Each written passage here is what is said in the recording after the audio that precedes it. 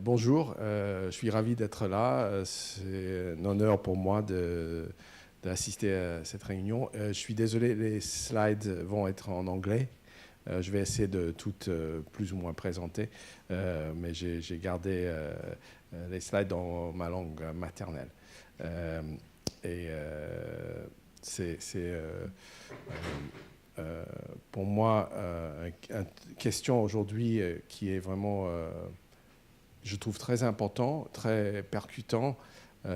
Et j'ai pu travailler depuis pas mal d'années sur des questions assez spécifiques liées à la santé.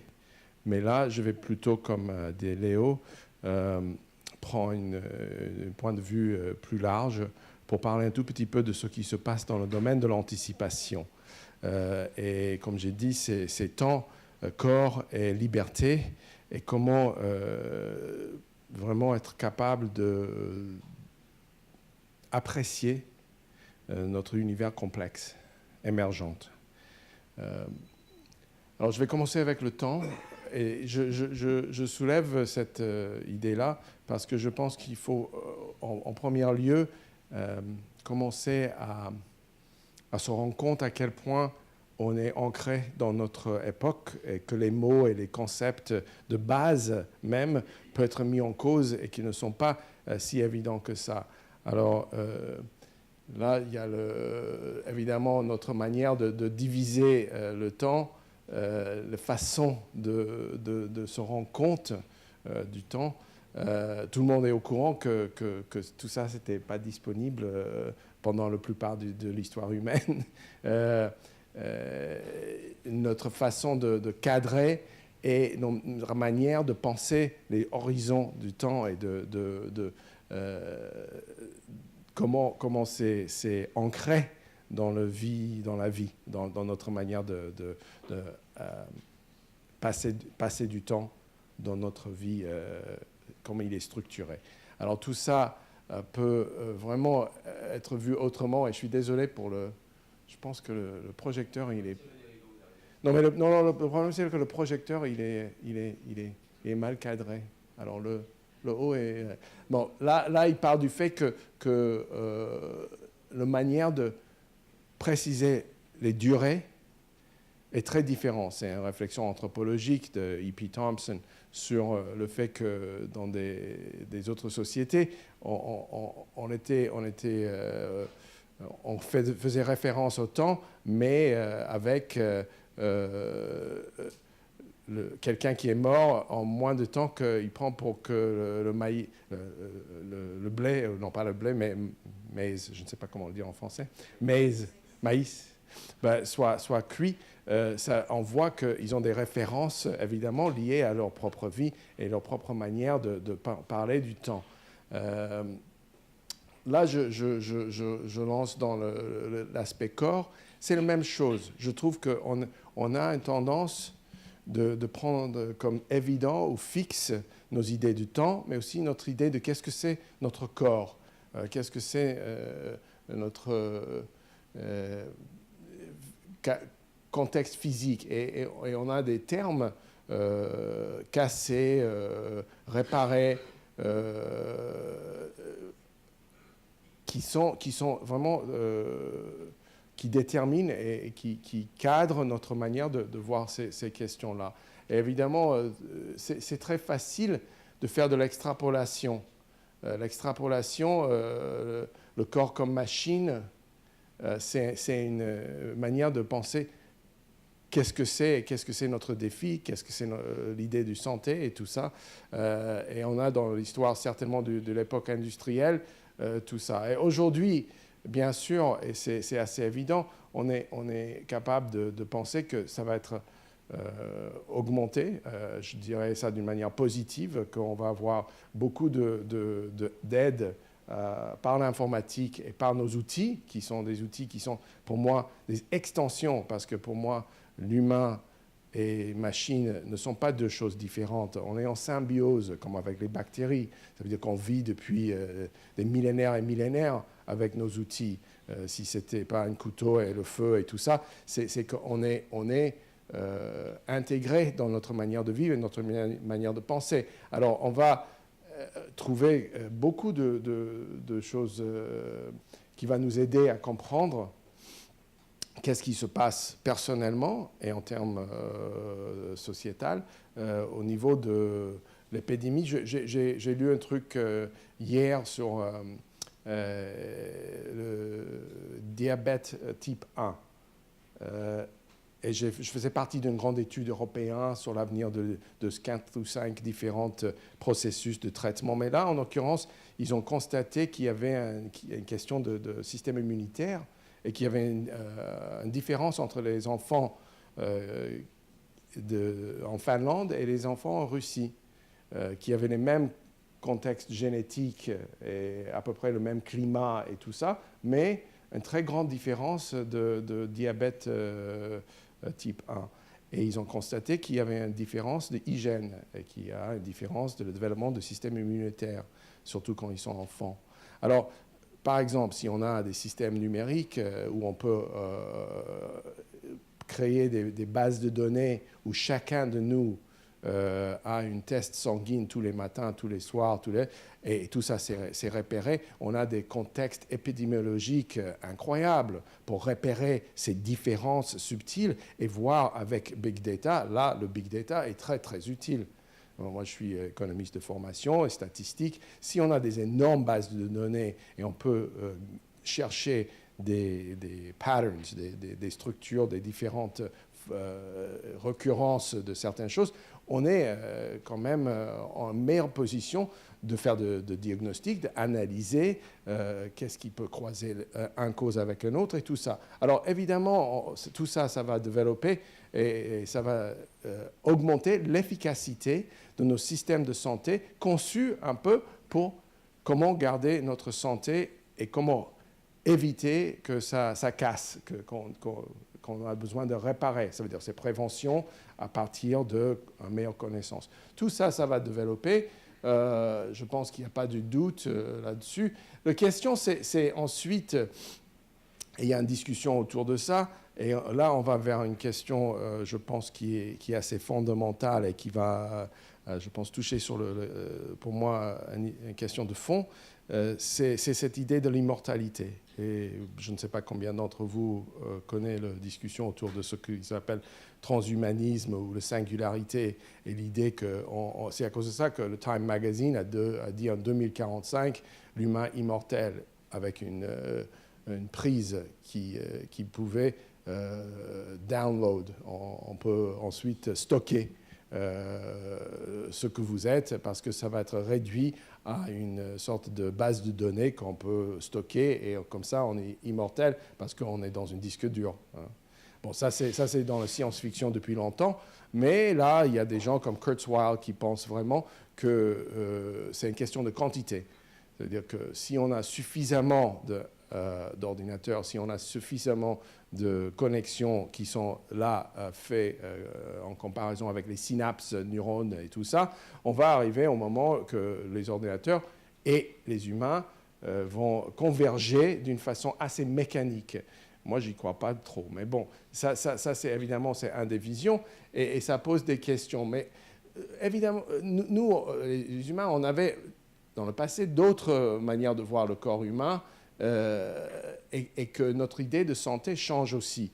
Et là, je vais évoquer l'idée de mélancolie colérique, phlegmatique, sanguine, où on avait tout un système pour penser mort, vie et tout ça.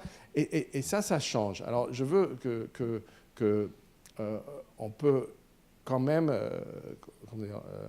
se détacher un peu de notre présent et de notre manière de penser qu'est-ce que c'est santé, qu'est-ce que ça veut dire vie et bien-être, pour comprendre aussi que là, il y a les questions de vie et de mort. Parce que dans le discours d'aujourd'hui et un peu notre philosophie, c'est que si on est en train de faire de l'ingénierie pour le corps, avec la technologie, bon, c'est vrai, on peut vivre pour toujours. Parce qu'on peut toujours réparer la machine pour qu'il continue.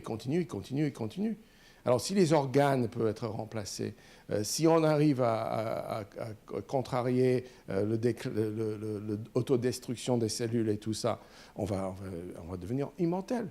D'ailleurs, comme la France, comme l'Europe, comme les États-Unis, comme Alstom ou EDF, il doit être immortel. On vit dans un contexte où tout doit être immortel. Jamais mourir. Et d'ailleurs, on a une définition qui est très fondamentale et qui est dans tout le discours autour de la soutenabilité.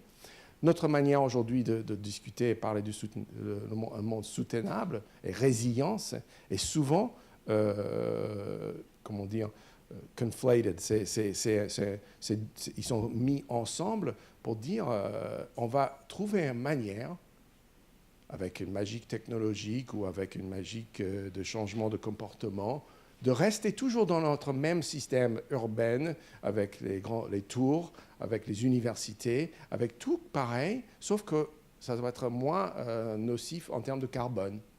Et ça, c'est la continuité. Et on va être capable de préserver notre mode de vie d'aujourd'hui pour toujours. Je trouve que ces concepts sont historiquement assez particuliers et assez curieux d'ailleurs.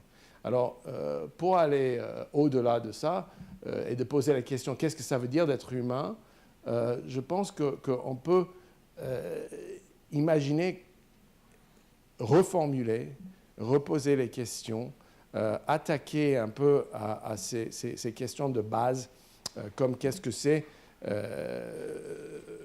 le sens de la vie et qu'est-ce que c'est de vivre dans cet univers plein d'incertitudes, mais aussi plein d'émergences et de nouveautés. Et il y a évidemment l'aspect technologique, nos outils et nos fins, et qu'est-ce que c'est les possibilités humaines dans ce contexte-là. Alors pour moi, c'est très important de commencer avec qu'on comprend bien, et ça ne se voit pas parce que c'est un peu trop haut, mais c'est la fin de la certitude. Et nous, ça c'est une citation de Prigogine, on est capable maintenant d'intégrer les probabilités dans la formulation des lois basiques de physique. Dès que c'est fait, le déterminisme newtonien ne marche plus. L'avenir, le futur, n'est plus déterminé par le présent. Alors il faut réfléchir sur cette phrase-là.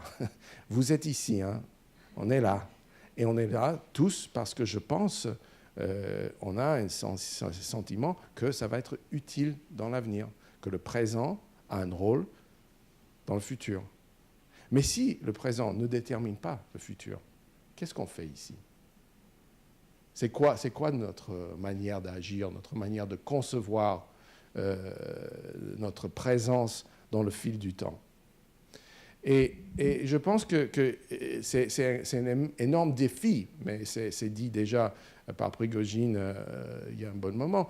L'humanité est à un point d'inflexion, le début d'une nouvelle rationalité où science n'est plus identifiée avec certitude et probabilité, avec l'ignorance. La science n'est pas limitée à les contextes idéalisés et simplifiés, mais peut intégrer la complexité du monde réel, une approche scientifique qui voit nous et notre créativité comme une tendance fondamentale dans notre univers, dans tous les aspects, tous les niveaux de l'univers autour de nous. Si on introduit la créativité dans notre manière d'appréhender et comprendre qu'est-ce qui se passe autour de nous, on est vraiment obligé de remettre en cause pas mal de nos hypothèses de base, pas mal de notre manière de penser notre propre rôle comme acteur et notre posture et relation avec le monde autour de nous. Alors ça c'est, je pense, un défi posé par notre progrès scientifique, si je peux le dire comme ça, et c'est vrai qu'on manque vraiment les mots en eau, mais l'idée c'est d'intégrer la complexité dans notre capacité de réfléchir. Alors là, c'est illiterate right for free help, ça veut dire illettré écrire pour demander de l'aide. C'est un peu curieux comme formulation. Mais moi, j'ai cette idée-là du littérisme du futur. Alors, c'est un terme qui est un peu, je pense, inconnu, je peux dire ça comme ça en français. Mais ça fait une dizaine d'années que je discute avec des amis et des chercheurs et tout ça sur quelle formule utiliser en français. Bon, pour l'instant, on utilise le terme littérisme du futur. Alors, si vous avez une meilleure idée, je suis vraiment preneur, mais pour l'instant, on utilise ça. Et c'est, bon, là, mon cliché, c'est la capacité de raconter en utilisant de l'imagination rigoureuse. Alors, je vais expliquer tout ça un peu plus de détails. Et c'est fondé sur l'idée qu'on peut partager des connaissances dans notre contexte social. Ça veut dire que ce n'est pas simplement une réflexion individuelle, ça peut être personnel, mais notre manière de réfléchir et penser le futur, d'anticiper, est ancrée dans notre contexte sociétal, notre communauté, nos plusieurs communautés de réflexion. Alors, Futures Literacy is a way to internalize, d'internaliser le développement constant de le présent émergente et de changer nos hypothèses de base d'anticipation. Ça veut dire que je peux, parce que ça fait 30 ans que je fais ça, si je peux réunir sur les questions de santé ou sur les questions des universités ou n'importe, la recherche, l'économie, demander à un groupe de personnes de penser l'avenir et de parler du futur. Ils vont parler de scénarios. Ça veut dire qu'ils vont décrire quelque chose, ils vont normalement, plus tard du temps, faire une confusion entre ce qui est désiré, ce qui est attendu en termes de probabilité. Ils vont, pour la plupart du temps, parler des choses qui sont fondées sur l'extrapolation, et ils vont parler de tendance qui est certainement ancrée dans le passé, sinon on ne sait pas que c'est une tendance. Une tendance doit avoir des observations dans le passé pour être une tendance. Alors, tout ça, ça va être très cadré par les hypothèses de base. Ce qui est évident, si ils sont en sciences sociales, on le sait bien. Alors, leur discours et leur manière... Alors, il peut être très imaginatif, mais dans un cadre très spécifique.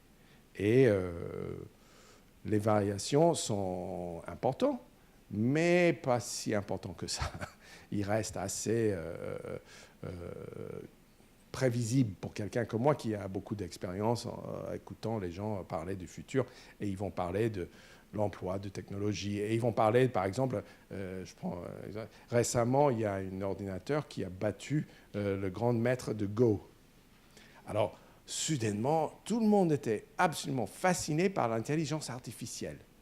Et c'était un grand truc. Bon, quelques mois avant, c'était Big Data. Quelques mois avant, c'était autre chose. C'était une autre app. Et tout ça, ça influence la manière que les gens pensent l'avenir. Mais ça, c'est que un peu la façade. Au fond, ils pensent à une société industrielle. Et je parle de même service, c'est un système industriel où on a des hiérarchies, où on est organisé d'une certaine manière.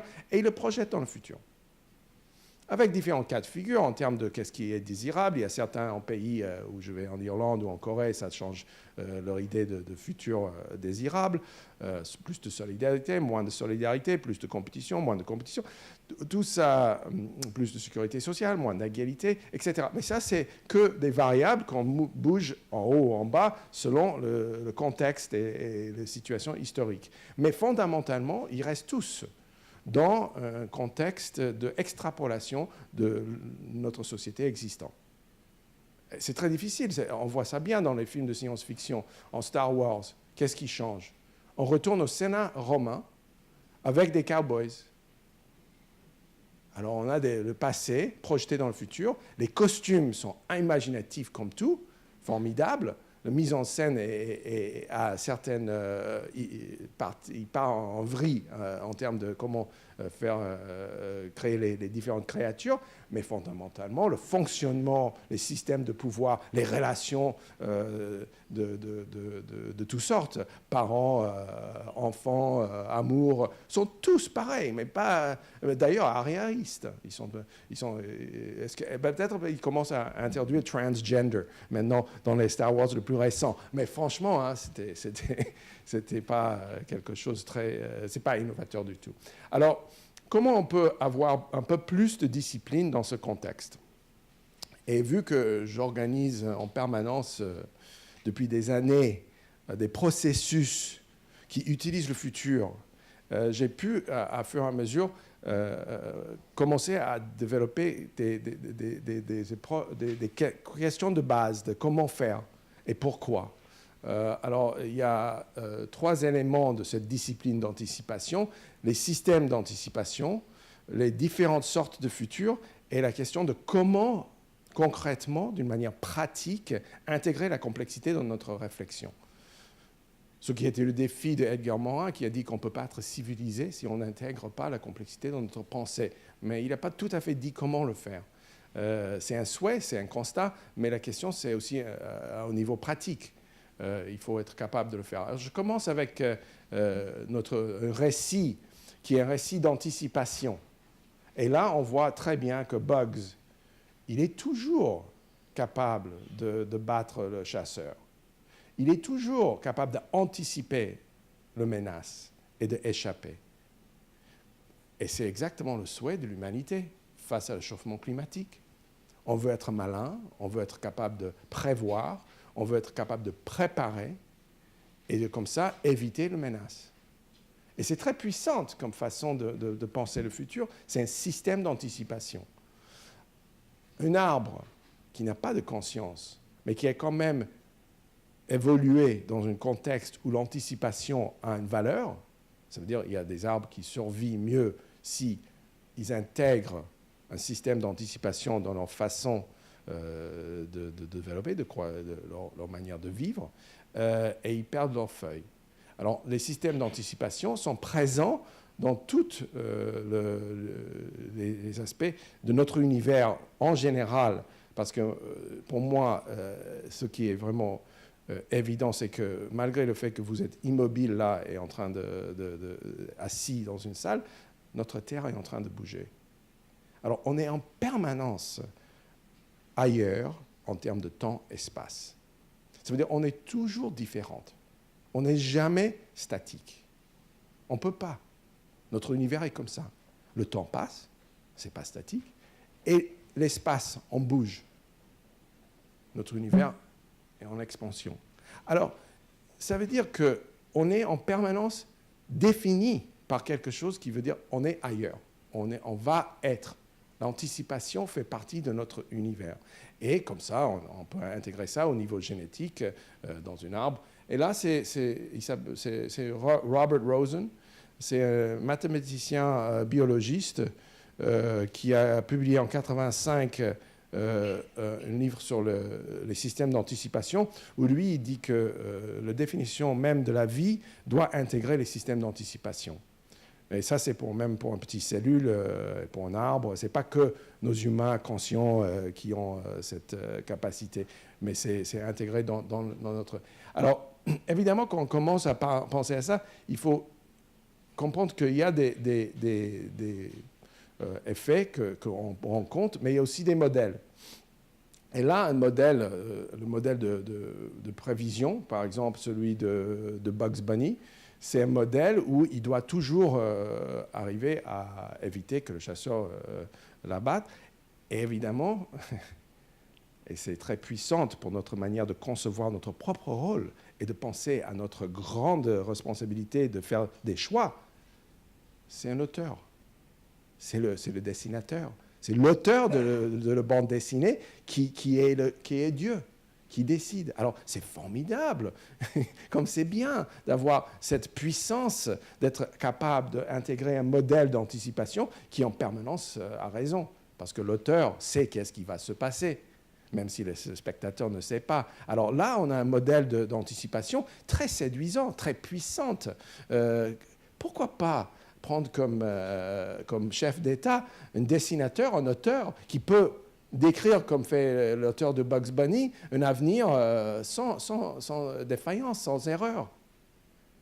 Alors, quand on commence à mettre en cause les différents modèles qu'on utilise, on commence à voir qu'il y a différentes façons de penser le futur et que ça, c'est vraiment très, très fondamental. Alors, je vais distinguer 3 sortes et là, je parle de niveau ontologique. Qu'est-ce que c'est le futur? Alors, premièrement, il faut commencer là, et maintenant, ça devient vraiment beaucoup plus courant de le dire comme ça, c'est que le futur n'existe pas. C'est assez évident, non? On ne peut pas y aller. Le futur n'existe pas. Alors, qu'est-ce que c'est le futur alors? Le futur, c'est notre manière d'anticiper. C'est l'anticipation dans le présent. C'est la seule façon que le futur existe. Ou par un arbre, ou par un conseil d'administration, ou par des prospectivistes, ou par des chercheurs en météorologie. Mais c'est l'anticipation, une manière d'imaginer, inventer, quand on passe au conscient, d'inventer, imaginer le futur. Et c'est comme ça que le futur existe dans le présent. Alors, il y a un tsunami, ça c'est le futur contingent, ce que j'appelle quelque chose qui est un futur qui vient de l'extérieur. Ça peut être positif si on gagne le loto. On peut perdre avec un tsunami, on peut gagner avec le loto. C'est quelque chose qui nous arrive et que ça peut être positif ou négatif. Et on a le deuxième, bon, les petits indices en haut là ont disparu. Mais bon, le deuxième sorte de futur, c'est ce que j'appelle optimisation. Et là aussi, les humains sont assez habiles. Et c'est tous des choses qu'on apprend avant qu'on peut parler. Ça veut dire que c'est des manières d'intégrer le futur. Ça veut dire que c'est des systèmes et des processus d'anticipation qui sont intégrés dans notre manière de penser et agir avant qu'on parle. Un enfant, un bébé, peut anticiper. Et on a des preuves avec les tests psychologiques. Et là, on voit très bien qu'un enfant peut anticiper en termes de préparation d'un effet contingent, quelque chose qui va arriver, je veux manger, et peut anticiper en termes de je veux planifier, je veux faire quelque chose que j'appelle optimisation, et comme les échecs ou élever ou le chaîne de production. Et là, on sait qu'est-ce que c'est le but, les règles et les ressources. Ils sont donnés par définition. Si je demande dans le contexte contingent de préparer pour quelque chose qui est impossible à savoir, là, on a là les petits indices de sortir. On a imaginé un feu, ou un tremblement de terre, ou un panique, ou je ne sais pas quoi, une panne d'électricité, et on a ces petits indices. Mais maintenant, je dis, OK, préparez-vous pour quelque chose qui est complètement impossible à définir. Ben, comment je peux me préparer? Je ne peux pas. Je ne peux pas. Alors, si je dis planifier quelque chose, créer un système de transport qui est un système de transport sans véhicule, sans façon de locomotion, etc. On ne sait pas comment le faire. Mais si on connaît les buts, si on connaît les moyens, si on connaît les règles, comme un jeu d'échecs, ça marche très bien. Bon, les humains, heureusement, on est capable, quand les règles et les buts et les ressources changent, on est capable d'adapter, d'inventer, de même inventer des nouveaux mots et des nouveaux concepts, des nouveaux fins. Alors là, on arrive à ce qui est assez évident, mais assez peu développé dans notre manière de base, c'est de décrire le futur. On est assez pauvre, on est assez peu développé. C'est de la même manière que c'est difficile de demander à quelqu'un de devenir peintre comme ça. Si je donne un crayon à quelqu'un et je dis dessiner quelque chose, ils vont avoir du mal. Si je demande à un groupe de personnes, n'importe lequel, hein, même les experts, dessiner un futur X, souvent ils n'ont pas les moyens, ils n'ont pas les outils, ils n'ont pas pensé les différents concepts, et surtout, ils n'ont pas pu, pour la plupart du temps, disentangle, séparer les différentes buts, les différentes sortes de futurs et les épistémologies, les moyens, comment l'appréhender, comment le construire.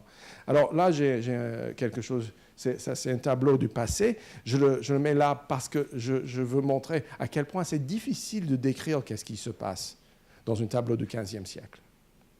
C'est un tableau du XVe siècle, c'est le passé, et si on n'est pas expert, on ne sait pas très bien qu'est-ce qui se passe dans ce tableau. Il est riche en activités, en relations, en toutes sortes de choses.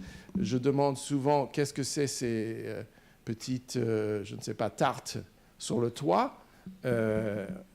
C'est quelque chose un peu curieux pour nous. Mais bon, à l'époque, c'était évidemment normal. Bon, tout ça c'est pour vous faire comprendre qu'il faut avoir une structure pour aider notre créativité et notre imagination. Et d'ailleurs, aujourd'hui, c'est un peu à la mode, hein, l'innovation, créativité, processus, laboratoire, on y va, on développe ça, cet aspect-là. Mais dans quel contexte ? Souvent, c'est dans le contexte optimisation. Ça veut dire comment rendre le monde existant durable. Mais si les buts, les moyens et les règles changent, est-ce que c'est la meilleure façon ? Parce que souvent, on arrive à ça. Ça, c'est Star Wars. Ça, c'est Shanghai avec des voitures qui volent. Ça veut dire que c'est New York de fin 19e, hein, déjà. Et c'est une sorte de pauvreté d'imaginer qui n'est pas exactement la même chose que la pauvreté de l'imagination. Je vais parler de ça un peu plus tard, mais la pauvreté de l'imagination, c'est une condition. Et je pense que là aussi, on est dans un contexte aujourd'hui où on a une grave menace, parce que c'était une grave menace dans les années 30, que si les gens ont une pauvreté d'imagination, ils ont une pauvreté d'espoir. S'ils ont une pauvreté d'espoir, les conflits, l'investissement, la volonté de compromis, etc., disparaissent. Mais bon, ça c'est un peu lié aux moyens. Et là, je veux parler de quelque chose qui est assez simple à comprendre. C'est que on fait ça en permanence. Aujourd'hui, comment dire, ça c'est des systèmes d'intelligence collective et intégrés avec des processus d'anticipation. Alors, maintenant, ça devient de plus en plus courant de faire ça. Et là, on est au troisième aspect, comment intégrer la complexité dans notre manière de penser. Et on a des moyens. Mais comme est souvent le cas dans ces situations-là, on ne sait pas exactement comment les utiliser. Et je prends l'exemple de le microscope du XVIIe siècle, qui était inventé par Antoine van Leeuwenhoek au XVIIe siècle. Et c'est un outil humain, comme l'informatique, comme la biotechnologie, comme tout ça.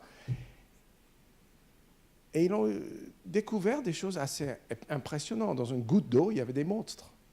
Waouh, incroyable, qu'est-ce que c'est ça? C'était invisible. Alors les humains, avec nos outils, on rend des choses invisibles, comme les enfants qui ont plus ou moins de résistance immunitaire dans des différents lieux. On est capable de rendre visibles des choses qui sont invisibles. Mais qu'est-ce que ça veut dire? Comment on peut l'utiliser, cette information? Et tout le monde le sait. C'était pendant on a eu besoin, comment dire ça, c'est pas très élégant, mais on a passé deux siècles avant de laver les mains, avant de chirurgie en hôpital, parce qu'on n'a pas compris qu'est-ce que c'était dans cette goutte d'eau. On n'a pas compris qu'est-ce que c'était les bactéries. Bon, évidemment, c'était un long processus de comprendre comment utiliser cet outil, le microscope, pour que il peut éclairer ce qui se passait autour de nous, ça veut dire nous donner une meilleure idée de qu'est-ce que c'est notre réalité, de comprendre mieux la réalité. Et moi, je trouve qu'aujourd'hui, on est dans une situation un peu pareille, c'est que ces systèmes ces systèmes de création de connaissances par l'intelligence collective, on les utilise dans un but qui est un but fondé sur les réussites scientifiques et sociétales du passé, ça veut dire les derniers 300 ans. Qu'est-ce qui s'est passé avec ce microscope?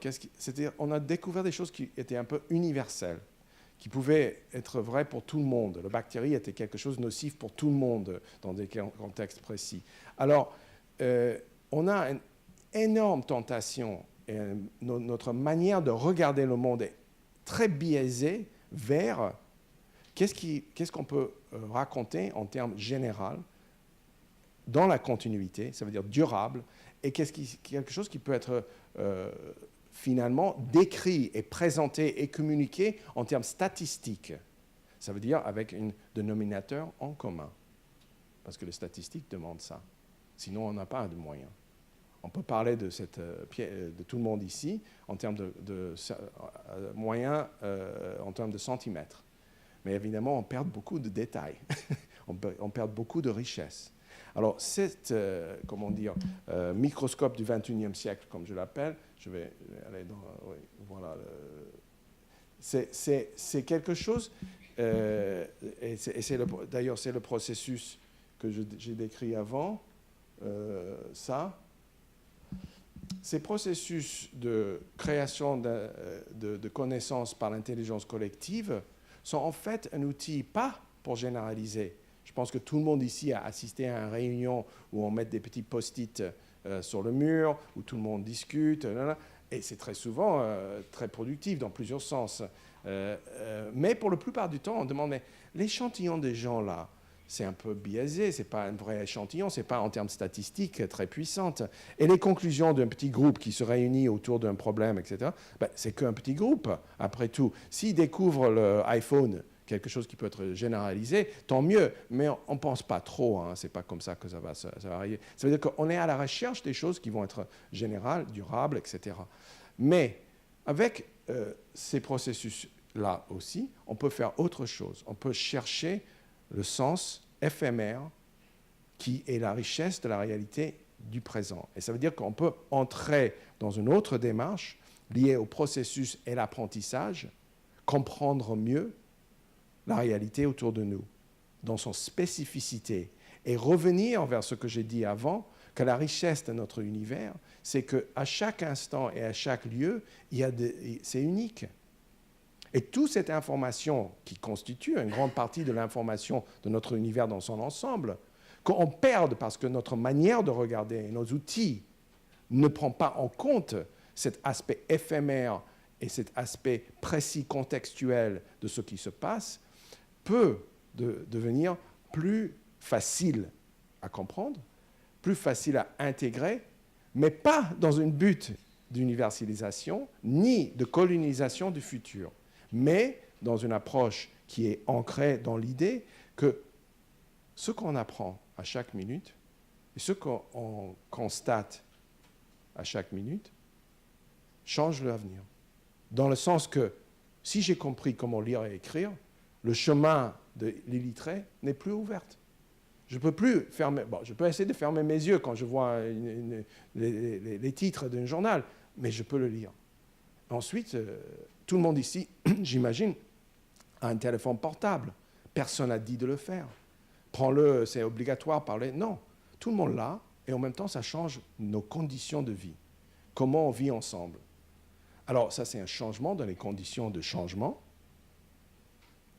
Et là, on est dans un autre contexte, et la même chose arrive personnellement quand chacun intègre une nouvelle idée, un nouveau aperçu, ou oublie, parce que ça aussi, le flou de nos connaissances est aussi très important.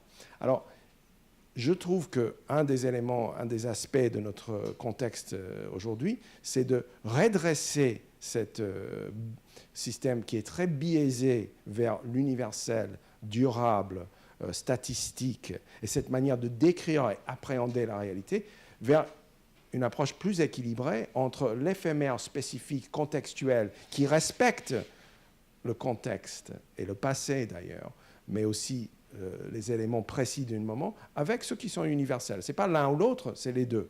Mais on était très biaisés contre ça, parce qu'on a eu beaucoup de succès avec ces aspects universels. Et on était moins respectueux, et là je viens à l'éthique, de les différences. Alors là aussi, ça c'est Gaston Berger, j'aurais dû faire la version en français, mais il dit que le but du futur, c'est de déranger le présent. Alors je vais enchaîner avec le problème du futur, et là je viens vers le côté éthique, que notre manière d'aborder le futur aujourd'hui, nos systèmes d'anticipation dominante, renforcent crainte de l'incertitude. L'incertitude, c'est un ennemi. C'est l'ennemi de la planification et de la préparation. L'incertitude, c'est quelque chose de mauvais. Mais sans incertitude, dans un univers déterministe, il n'y aura pas de libre arbitre. Ça veut dire que l'incertitude, c'est à l'origine de notre créativité et notre diversité. Alors l'incertitude est en fait quelque chose de très, très, très cher à nos valeurs. Il y a une forte pression dans nos systèmes aujourd'hui de décision et tout ça, d'avoir raison.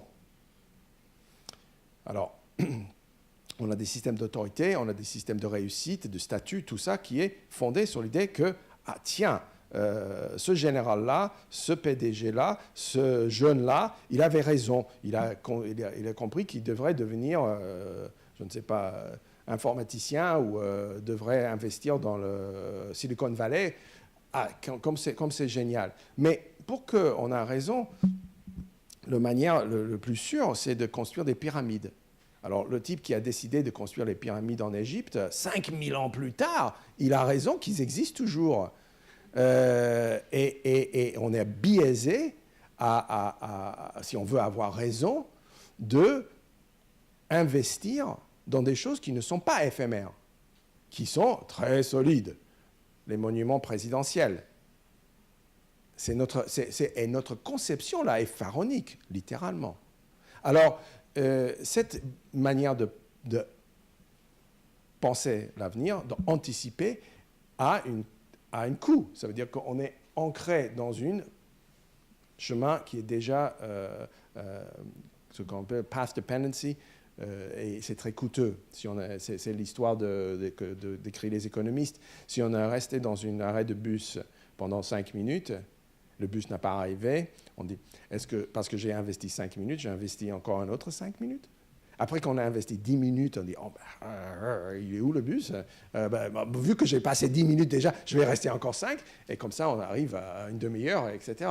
Alors ça, c'est une manière de canaliser notre façon de voir les choses et d'agir.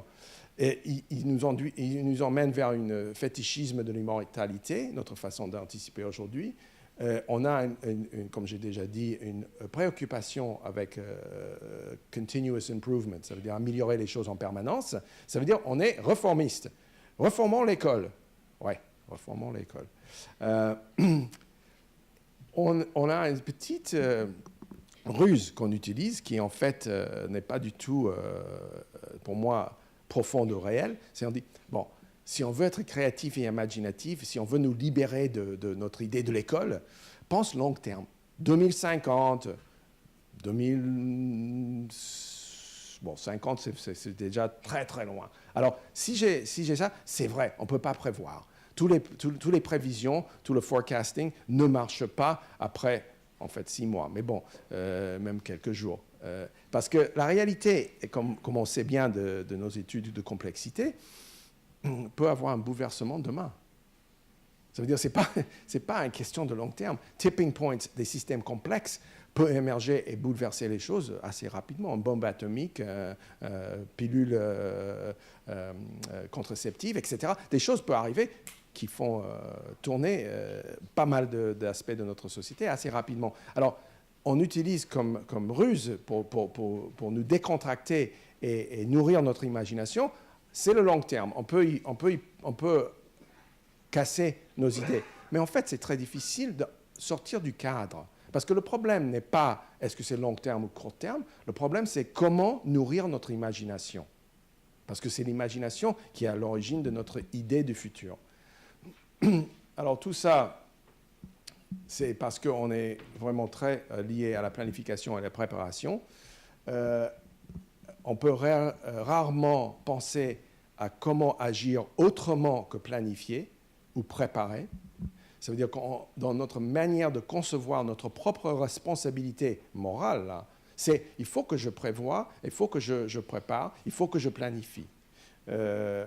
Et tout ça a une conséquence qui est ça nuit en fait à la diversification et la capacité d'être libre, dans le sens de Amartya Sen.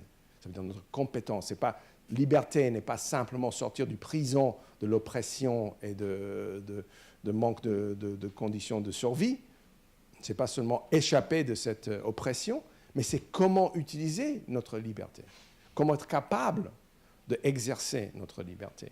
Et vis-à-vis de la diversification, si on est dans l'approche qui privilège la planification, on n'est pas aussi ouverte et pas aussi capable d'inventer dans un sens ontologique, ça veut dire des nouveautés qui sont en dehors de cadre, en dehors du paradigme d'aujourd'hui, parce que c'est moins visible. On est enfermé dans notre paradigme et notre capacité de diversifier est moins importante. Et là, je vais revenir aussi sur une question éthique, c'est qu'on sait bien, et ça c'est, je pense, un constat assez universel, c'est que la meilleure façon d'être résiliente, la meilleure façon de se protéger contre les risques, qui changent de l'incertitude, mais les risques qu'on connaît, c'est en fait de diversifier.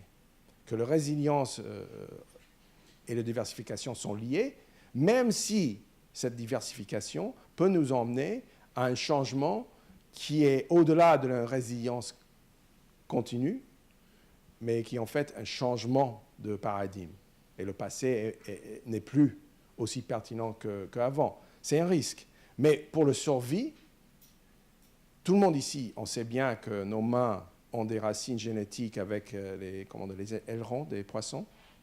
Fins, c'est quoi? Fins of fish. Bon, mais on n'est plus des poissons.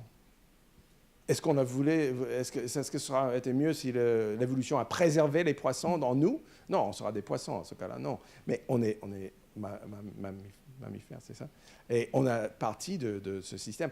Alors, dans le contexte de l'évolution et le changement, il y a des ruptures. C'est sûr qu'on court plus de risques de rupture si on privilège diversification. Mais en même temps, en termes moraux, moi je pense que c'est une manière de privilégier aussi notre capacité d'être résiliente. Et ça veut dire peut-être qu'on va ne plus être humain. Ça, c'est vrai. Je n'exclus pas cette possibilité-là. Alors, c'est pour moi aussi fondamental là où on est de ce changement de Copernic et le Ptolémée. Là, on a un système, le système ptolémique où la Terre est au milieu et le Soleil tourne autour. Évidemment, on sait que Copernic nous a montré le Soleil au milieu et la Terre autour. Et pourquoi il faut changer ou réfléchir autrement l'anticipation future? Parce que c'est comment ça change les choses? Parce qu'après tout, si on y pense, le fait que le Soleil est au centre ou pas ne change pas ce que fait l'agriculture et chacun de nous. Qu'est-ce que ça peut nous faire que si c'est là ou là ou là? Bon, le savoir, c'est bien, si la Terre est plate ou pas plate, mais ça ne change rien. C'est intéressant, mais en termes pratiques, bon, pour les avions, oui, peut-être. Mais bon, ce n'est pas quelque chose qui change notre vie. Mais en revanche, si on change notre façon d'anticiper, comme c'était le cas avec Copernic, ces révolutions de paradigme, on change ce qu'on voit, on change ce qu'on imagine, on change à quoi on résiste, qu'est-ce qui nous fait peur, on change ce qu'on veut préserver, on change comment on préserve ce qu'on veut préserver. C'est quoi notre sens de continuité et héritage? Et ça change les conditions de changement. Ça veut dire notre contexte décisionnel, notre manière d'utiliser notre capacité de comprendre mieux le monde autour de nous. Ça veut dire notre démarche scientifique et notre envie, très souvent, de prendre des décisions qui sont liées à notre idée de futur désirable et un futur réalisable, mais dans un autre contexte. Parce que là, j'essaie de diversifier notre façon de penser le futur, au-delà de coloniser demain et au-delà d'une sorte d'arrogance de jouer Dieu, parce que c'est un Dieu qui peut utiliser le déterminisme et le pouvoir pour coloniser demain. Ça veut dire mon idée d'aujourd'hui doit dominer sur mes petits-enfants. heureusement, hein, pour moi, je pense les idées de mon grand-père n'ont pas pu coloniser aujourd'hui. Parce que moi, je n'étais pas d'accord avec ces idées. Et je suis content qu'ils ne sont pas prêts. Alors, l'enjeu est assez grave. Et là, c'est une image très, très forte. Je suis presque à la fin. Ça, c'est des comment dire, skulls. Des crânes de buffalo, bison. Vous comprenez ça? Ça, c'est un acte de génocide. Ça, c'est un acte de génocide. Parce qu'ils ont détruit la possibilité des Indiens, Amérindiens, de vivre. Et c'était une politique exprès. Hein. C'était une politique de génocide. Alors, là, on ne voit pas le... Et ce que je veux mettre en cause... Alors, on était dans le hunter-gatherer, comme on dit, c'est la société hunter-gatherer, avant l'agriculture, chasseur-cueilleur. On a passé par l'agriculture, on a passé par le système industriel. Aujourd'hui, quoi? L'autre jour, quelqu'un m'a suggéré, repris la phrase de Gramsci qu'il a écrit pendant qu'il était en prison, emprisonné par Mussolini. Il a dit, on vit dans une période qu'il appelle interregnum, entre les régimes de rois, en fait. C'était interregnum. Moi, j'ai l'impression, aujourd'hui, on est un peu pareil, dans un entre-régime, un interregnum. Qui est notre sort, hein, c'est notre moment, c'est comment on vit aujourd'hui. Alors là, il faut que je lis ça un peu, parce que c'est l'avant-dernier slide. Là, il dit, et ça c'est Lao Tzu, hein, if you overesteem great men, si on donne trop de, comment dire, de statut, d'obéissance à des grands hommes, le peuple devient sans pouvoir. Si on donne trop de valeur aux positions, le peuple commence à voler. Le maître, et c'est là, le maître commence, emmène leadership by emptying people's minds, faire sortir les idées des têtes des gens et remplir leur corps, leur centre, j'utilise le mot corps parce que c'est l'intérieur. Là, il dit minds, là, il dit core. Alors, c'est le contraste. Emptying people's minds, filling their cores. Il enlève leur ambition, il pousse leur volonté. Il aide les gens à tout perdre, ce qu'ils sachent, everything they know, everything they desire, ce qu'ils désirent, et créer la confusion chez ceux qui pensent qu'ils connaissent tout. Practice not doing and everything will fall into place. Alors, c'est très compliqué, évidemment, c'est une ancienne pensée. Qu'est-ce que c'est not doing? Pas faire. Je ne sais pas comment le traduire exactement. Ce n'est pas le non-action, ce n'est pas la passivité. C'est précisément, je pense, quelque chose qui est presque impossible pour nous de véritablement intégrer dans notre réflexion si on reste dans notre posture d'anticipation arrogante et colonisateur. Si on ne diversifie pas notre cadre d'anticipation, si on déploie, si on ne développe pas les moyens et les outils pour réfléchir sans penser à ce qu'on désire et ce qu'on pense est probable, mais on comprend bien que notre manière d'imaginer le futur, qui peut être détachée de la probabilité et de l'envie, ça veut dire entrer dans un monde imaginaire, au-delà de ce qu'on sait déjà, que cet exercice-là a en soi une force, il peut nous aider à voir des choses qui sont invisibles dans le présent, dans son diversité. Ça veut dire être capable de se rendre compte de la complexité émergente, l'incertitude et les choses autour de nous qui n'ont pas de nom encore, parce qu'ils sont toutes neufs, et qui n'ont pas de sens, Et que si on peut combiner ça avec notre forte envie de planifier et de créer des utopies et éviter les dystopies et tout ça, on aura une plus grande capacité de réaliser les valeurs auxquelles on dit qu'on est très attaché, comme diversité, liberté, créativité, et qu'on peut aller au-delà d'un concept du corps et du santé qui est fondé sur l'idée de l'immortalité et de la mécanique, et retrouver, je pense, cet aspect éblouissant de notre univers qui est son mystère, c'est-à-dire le fait qu'en permanence, des choses arrivent et sont créées, qui sont incompréhensibles et impossibles à deviner avant, et que c'est cette richesse-là qui peut nous effrayer si on est dans une mode où on veut être sûr de tout et on veut être immortel, mais qui, si on n'est pas dans cette optique-là, devient incroyablement richesse et source de bonheur et de réjouissance. Alors ça, c'était l'avant-dernier. Le dernier, c'est une petite image de Sampé qui capte bien, comme d'habitude. Ça, c'est l'image. Bon, c'est Trump ou c'est Hollande ou c'est qui, hein? Mais est-ce que ça, c'est une manière raisonnable de faire les choses? Non, pas du tout. Hein. C'est vraiment crétin.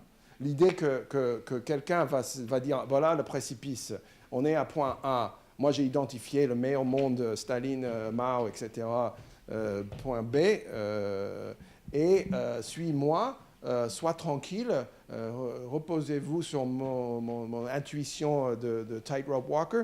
Mais pas du tout. Hein. C'est vraiment... c'est pas la façon de faire ces choses-là. Alors, ce qui ça raconte, c'est là, notre manière d'anticiper compte, ça change le présent. Merci.